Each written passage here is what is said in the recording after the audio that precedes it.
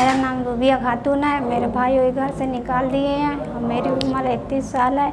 मेरी शादी नहीं हुई है और भाई वही सब जायदाद अपने नाम कर लिए हैं। हमारे पिताजी का इंतकाल हो गया है। नमस्कार, मैं हूं ज्ञानेंद्र पांडे ज्ञानी। आप देख रहे हैं एबीएन न्यूज प्लस। बयान जो अभी आपने सुना, यह बयान है नारी सशक्तिकरण के गाल पर तमाचा। सुप्रीम कोर्ट से लेकर के सरकार तक नारियों की स्थिति को सुधारने के लिए, नारियों को हक हकूक देने के लिए तरह तरह के कानून और तरह तरह के नियम बनाते हैं। लेकिन जो तस्वीरें सामने आती हैं, बड़ी दर्दनाक तस्वीरें आती हैं। लगता है ऐसे कि शासन के कार्यालय तक यह सारे नियम कानून रह जाते हैं, जिला तक नहीं पहुंच पाता, गांव गंवई तक नहीं पहुंच पाता और इस तरह की महिलाएं सड़क पर ठोकरें खाते हुए दिखाई देती हैं। ये जो महिला है, इसकी आयु 35 वर्ष है और ये मुस्लिम महिला है। ये दर दर की ठोकरें खा रही, अधिकारियों के दरवाजे पर, अधिकारियों के चौखट पर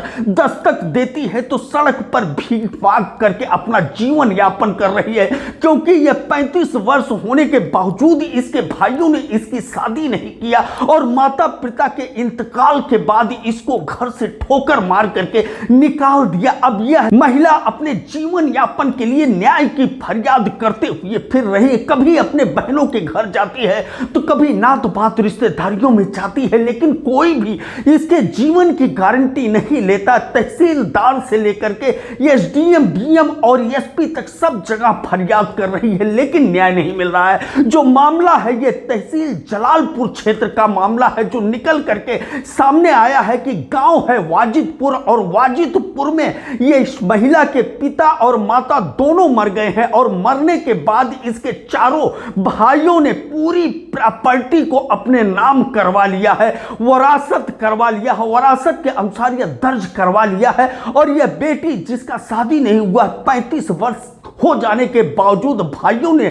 शादी नहीं किया, आज वह एक टुकड़े रोटी के लिए तरस रही है और न्याय की मांग कर रही है, लेकिन इसकी सुनवाई कहीं भी नहीं हो रहा है। आप पूरा बयान इसका सुन लीजिए कि किस तरह से नारी सशक्तिकरण का जो बड़ा बड़ा होल्डिंग लगा रहता है, तमाम नियम कानून दिखाए जाते हैं। उत्तराधिकार कानून 2005 की बात करें, जिस तरह से सुप्रीम कोर्ट ने तमाम नियम रखे हैं, या मुस्लिम धर्म में शरीयत एक्ट 1937 की बात करें तो उसमें प्रॉपर्टी विवाद और निपटारा से संबंधित ढेर सारी बातें कही गई, जहां पर इस तरह की महिलाओं को न्याय दिलाने का तो स्पष्ट तौर पर कानून है। लेकिन तहसील प्रशासन इस कानून पर गौर नहीं फरमा रहा है। तहसील प्रशासन सरकार के नियमों को नहीं गौर कर रहा है।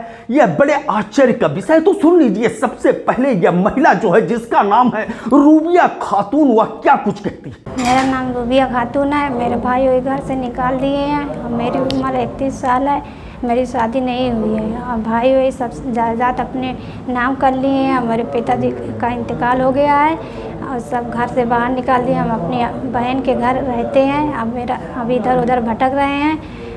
अब बताओ क्या करें। टूटे फूटे शब्दों में अपने दर्द को बयान कर रही थी तहसील जलालपुर क्षेत्र के वाजिदपुर गांव की रहने वाली यह महिला रूबिया खातून। और इसका कहना है कि उसके पिता बदरुद्दीन की मौत हो गई, माता की पहले ही मौत हो गई थी। उसके बाद इसके चारों भाइयों ने वरासत करा लिया, जिसमें लेखपाल ने बहुत बड़ा भूमिका अदा किया और उसके बाद ये अपने हक की लड़ाई लड़ती रहती है और चारों तरफ न्याय की फरियाद कर रही है। लेकिन ना तो तहसील के अधिकारी सुन रहे हैं, ना तो जिले के अधिकारी सुन रहे हैं, प्रदेश तक इसकी आवाज नहीं पहुंच पा रही। बहरहाल ये बड़े बड़े होल्डिंगों पर जब मुस्कुराती हुई महिलाओं की तस्वीर को देखती है, सरकार के तमाम योजना और नियम कानून को देखती है, तो इसको आश्चर्य होता है कि आखिर मुस्लिम धर्म में शरीयत एक्ट का भी यहां कोई महत्व नहीं है, ना तो सुप्रीम कोर्ट का जो उत्तराधिकार कानून है उसका कोई महत्व है, और ना ही सरकार का जो नारी सशक्तिकरण का अभियान चलाया जा रहा है, नारियों के चेहरे पर नूर लाने के लिए करोड़ों अरबों रुपया पानी की तरह बहाया जा रहा है, उसका कुछ असर अंबेडकर नगर में दिख रहा है। बहरहाल रूबिया खातून को कब न्याय मिलेगा, ये तो देखने वाली बात होगी। एबीएन न्यूज प्लस के लिए ज्ञानेंद्र पांडे ज्ञानी, अंबेडकर नगर।